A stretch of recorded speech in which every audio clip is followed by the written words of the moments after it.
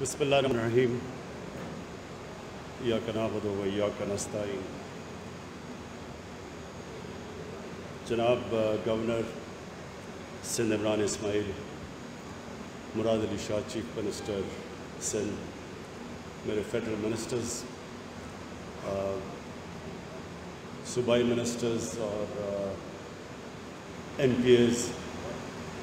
خواتین و حضرات، اور ریلوے کے جو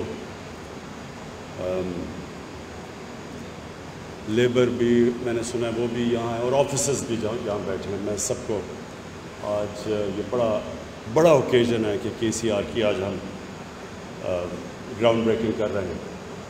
اس سے پہلے کراچی کی اہمیت دنیا میں، آپ اگر بڑے بڑے ملکوں کو دیکھیں، ترقی یافتہ ملکوں کو، تو یاد رکھیں کہ ان کی جو ترقی ہوتی ہے، ڈیولپمنٹ ہوتی ہے، ان کی پراسپیرٹی ہوتی ہے، ان کی گروتھ ریٹ جو ہوتی ہے،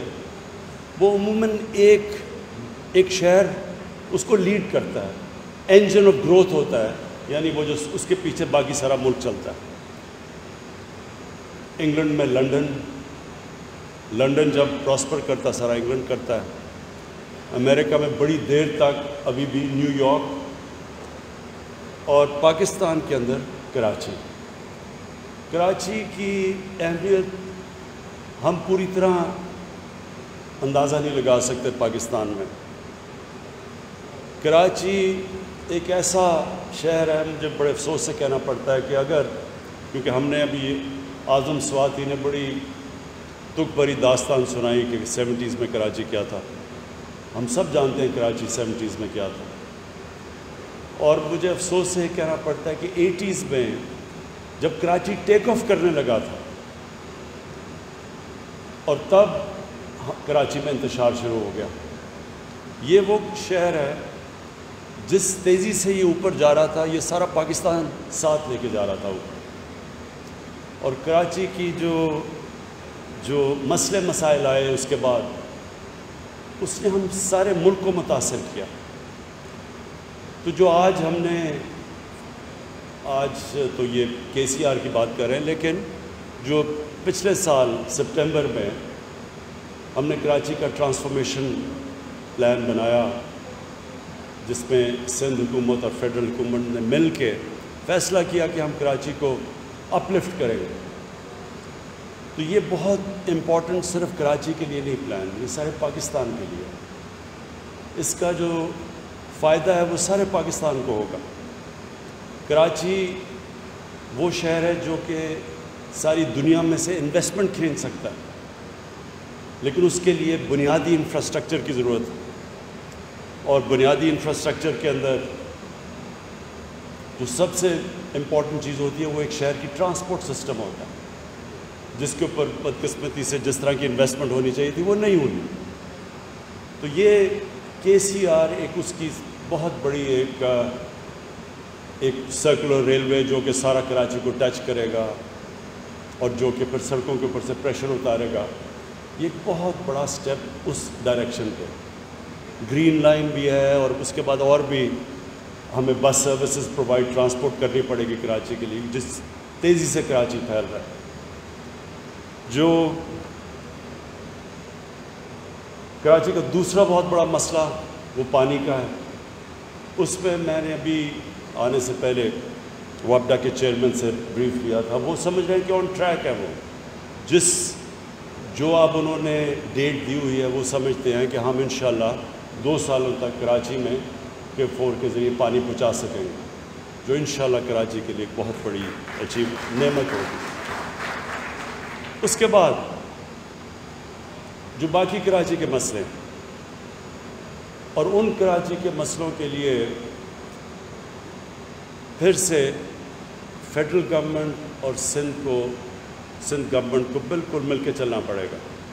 کیونکہ انٹر کنیکٹڈ ہے۔ کراچی کوئی فیڈرل گورنمنٹ ہم کچھ نہیں کر سکتے جب تک کہ پوری کوآپریشن پروونشل گورنمنٹ کی نہ ہو، اور کئی چیزیں ہیں جو پروونشل گورنمنٹ خود نہیں کر سکتی فیڈرل گورنمنٹ کے بغیر۔ تو جو بھی ہمارے پولیٹیکل ڈفرینسز کے باوجود ہمیں ملک کی خاطر، سندھ کی خاطر ہمیں اس کو پوری طرح کراچی میں اکٹھے مل کے چلنا پڑے گا۔ میں آج چیف منسٹر سندھ بیٹھے ہیں، میں یہ بھی آپ کو کہوں گا کہ اس کو ریکنسیڈر کریں۔ جو ہم یہ بنڈل آئلینڈ کا پروجیکٹ ہے، اس سے سارا فائدہ سندھ کو ہے، پروفٹ سندھ کو ہے، نوکریاں سندھ کو ملیں گی، کراچی کے اوپر سے پریشر اترے گا، کیونکہ کراچی اگر اسی طرح پھیلتا گیا تو بہت مشکل ہے اتنے زیادہ کراچی کو ساری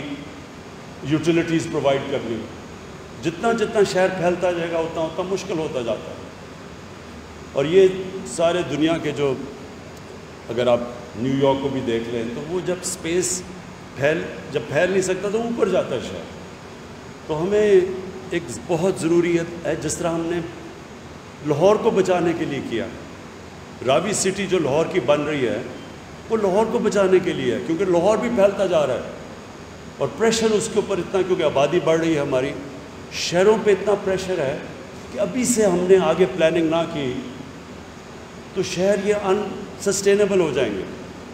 ان کے لیے جو پرابلمز اب کراچی میں آپ فیس کر رہے ہیں، کیونکہ کراچی تیزی سے بڑھ گیا ہے،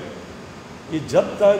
کہ ابھی سے پلان نہ کریں کہ ہم نے کدھر اس کو رنگ فینس کرنا ہے، کدھر ہم نے کون سے علاقے اوپر لے کے جانے ہیں، جب تک ابھی سے پلاننگ نہیں ہوگی تو کراچی کوئی گورنمنٹ اس کو صحیح معنی میں فیسلٹیز نہیں دے سکے گی۔ اور اس کے علاوہ جو سب سے بڑا ہمارا جو پاکستان کا فائدہ ہے کہ بنڈل آئلینڈ یہ جو ہمارا پروجیکٹ ہے، اس میں بڑی باہر سے انویسٹمنٹ آ رہی ہے، لوگ تیار ہیں باہر سے پیسے لانے کے لیے پاکستان میں، اور جو سب سے بڑا پاکستان کا اثاثہ ہے وہ اوورسیز پاکستانی ہے۔ ان کے پاس کیپٹل پڑا ہے، ڈالرز پڑے ہیں، جس کی پاکستان کو ضرورت ہے تاکہ ہماری کرنسی کو سٹیبلائز ہم کریں۔ جب تک ہمارے ریزروز اور اوپر نہیں جاتے، جب تک ہماری ایکسپورٹس نہیں بڑھتی، جب تک وہ بیچ میں ٹائم فریم ہے، تو ہمیں ضرورت ہے کہ کسی طرح ہم اوورسیز پاکستانی اس کے ڈالرز لے کے آئیں پاکستان میں، اور وہ ہماری کرنسی سٹیبلائز کرے گی۔